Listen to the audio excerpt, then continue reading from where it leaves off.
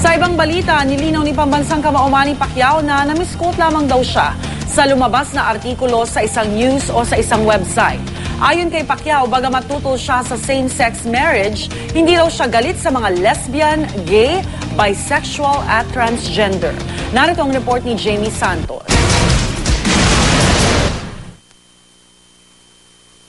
Kabi-kabi ng batikos ang inamod ni Pambansang Kamao Manny Pacquiao matapos kumalat ang isang artikulo na naglalaman umano ng mga pahayag niya kontra sa mga miyembro ng lesbian, gay, bisexual and transgender o LGBT community.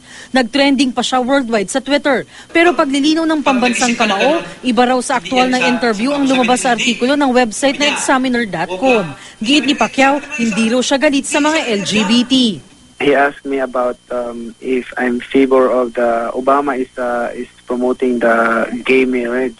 Sabi ko, hindi ako pabor dyan sa same-sex marriage. Giit pa ni Pacman, hindi raw galing sa kanyang bersikulo mula sa Biblia na laman ng kontrobersyal na artikulo. Dahil sa bersikulo, inakala ng ilan na naniniwala si Pacquiao na dapat mamatay ang mga bading. Actually, wala akong kinote na verse sa kanya.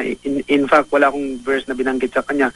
At kung magbanggit man ako ng verse, eh hindi ko alam yung Leviticus.